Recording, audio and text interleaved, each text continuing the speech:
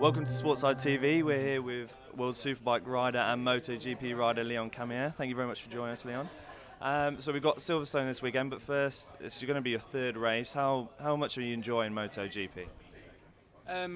Good, to be honest. I really am enjoying it. It's so different than what I'm used to, for sure. But yeah, the transition's been quite good, to be honest. Considering we've had no real testing, no anything, and just jumped on the bike, it's been good. You know, I instantly got a good feeling for the bike, and the team come up with a real good strategy to make me learn everything so fast, like the carbon brakes, keeping heat in the tyres.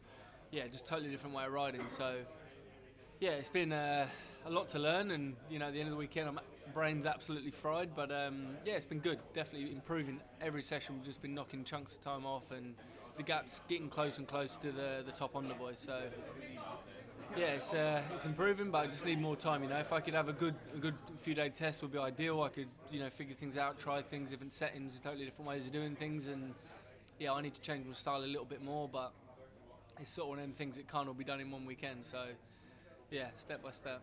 I was going to ask, what's the hardest thing coming from World Superbike to MotoGP? What's the thing you've got to change the most?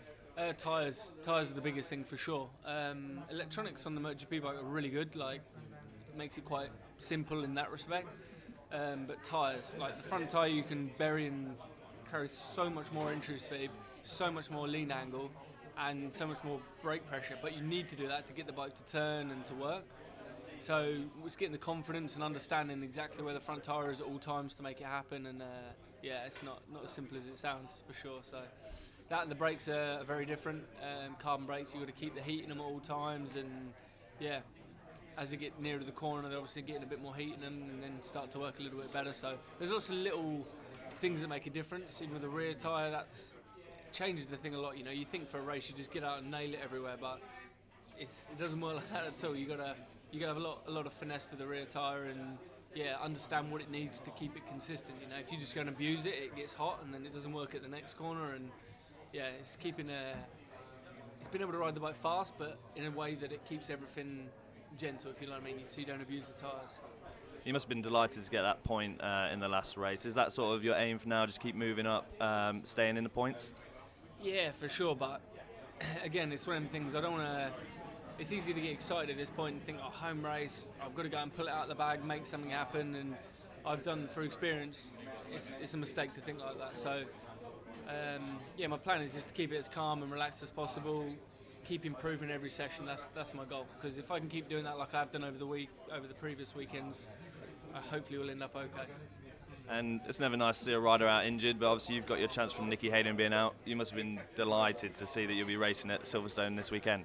Yeah, for sure. I mean, I've got to feel for Nicky, because I've been there in exactly the same situation as him and had other people ride the bike, and it's not nice, you know. And Nicky's a legend in the sport, and yeah, it's not a nice feeling for him, but at the same time, it's what happens in motorbike racing, and yeah, I've taken the opportunity and it's gone good. So at the minute, it's weekend by weekend until he sort of sees himself fit and gets cleared by the doctors. Then he'll be back. But I know from experience, you can come back normally before doctors say it's possible. So I know he'll be pushing hard to come back. And how good is it to see 5 riders going into this weekend from Britain in the home race? Yeah, it's good for sure. It makes it a good atmosphere, I can imagine, this weekend. For sure, I know all the Brits are going to be pushing hard to do something special. Home race, everyone wants to, you know, they try and force the issue more normally, but yeah, something at your home race is a different feeling, a different vibe, and sometimes you can make things happen. So yeah, as I said, for me, keep it calm, keep it chilled, and yeah, hopefully keep improving. And what's your plan for the future? Obviously, at the moment, it's a temporary role. Are you hoping for a permanent role in MotoGP? Yeah, ideally I'd like to be here next year, but same as what I've said before, you know, the package has got to be right, and if it's not, then I won't, because if you come here on a bike or a team or something that's not quite right, something that's not quite a good situation, it's easy to all of a sudden be at the back of the grid and not doing anything, you know. But if you come on something good, you've got the opportunity to go fast, and then it's down to you to work it out with the technicians and whatnot. And it's the same in World Superbikes. If you're on a capable package, you can be at the front, and if not, you can't. As simple as that. And away from motorcycling, is there any sport, do you get time to watch any other sports and take part in any other sports? Pretty much motorbike racing in general. I've been doing a bit of trials for the last few years. and also a bit of extreme enduro I've got into. I've done 2 extreme enduros now, so yeah, I absolutely love dirt bike in any off-road sport. So yes, it's cool. Brilliant. Thanks, Leon. Best of luck for this weekend and the rest of the season. Cool. Thank you. Cheers, mate. Thank you very much.